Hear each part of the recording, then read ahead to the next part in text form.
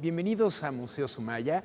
Estamos en el vestíbulo de Museo Sumaya en su sede de Plaza Carso y nos convoca un mural que sin duda tiene una fuerza y un empuje que nos alienta a ver nuestro arte nacional desde todas sus potencias y al mismo tiempo aprender de arte, de historia y de arriesgarse a que no hay limitantes. Incluso los materiales menos pensados que hicieron que el propio David Alfaro Siqueiros pudiera crear no son los convencionales. Estamos hablando de la piroxilina o laca automotiva, que son nitratos diluidos al 70% que nos permiten en realidad pintar automóviles, y algo como una pintura de autos frente a la creación de arte, bueno, pues se debe a una experimentación que no cesaba en el carácter propio de David Alfaro Siqueiros. Él había combatido en las tropas revolucionarias carrancistas y pues estuvo inmerso en todo lo que implicaba la lucha y la conciencia de un pueblo que había sido oprimido. Él también fue condenado 11 veces a estar en prisión por pensar diferente, por no crear los convencionalismos a veces de una facción gubernamental, pues él instó a romper con los cánones, ser partícipe de las ideas del Partido Comunista Mexicano.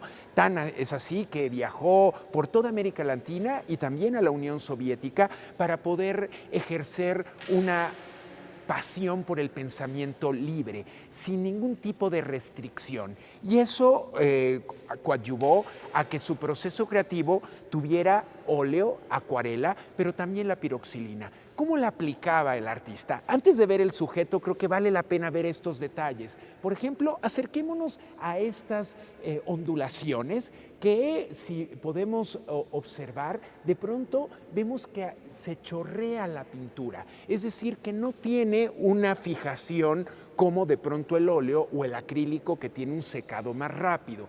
Eso, ¿qué le va a permitir al artista? Trabajar con espátulas, con ciertos pinceles, a veces con aerógrafo, aunque aquí no es el caso, y poder dar ese trazo y generar una sensación de movimiento. Esto quizá podríamos vincularlo con la vanguardia, con el futurismo italiano, y eso les permite poder establecer una renovación plástica que no estábamos acostumbrados a verlos a inicio del siglo XX en México.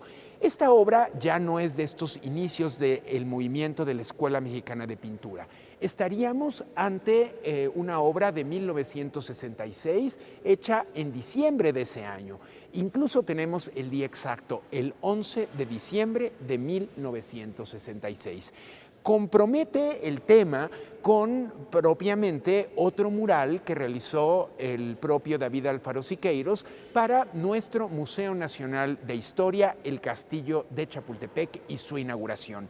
Allá era parte de un gran mural que se tenía como título Del porfirismo a la revolución. Y este tema es Zapata con la revolución frenada. Allá en el del Castillo no aparece el personaje tan diferenciado en sus rasgos como aquí.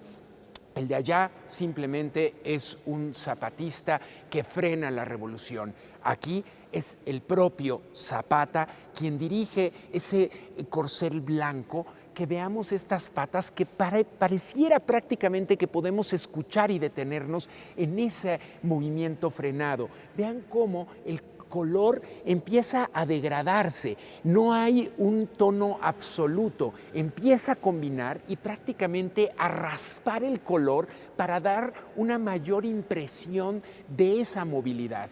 También es interesante, si vamos subiendo, el árbol, que tiene tonalidades rojizas, verdes, marrones, negras.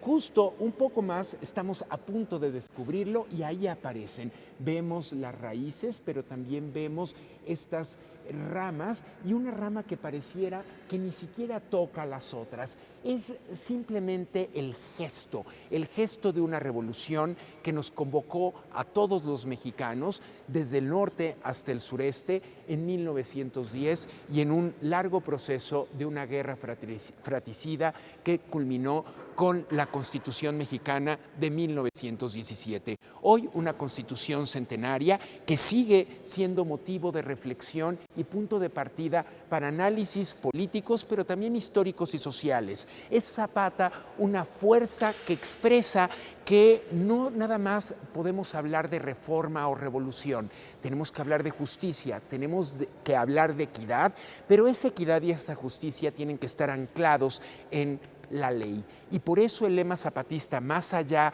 de tierra y libertad, en realidad lo podemos ver con este fusil en mano y que refiere reforma, libertad, justicia y ley.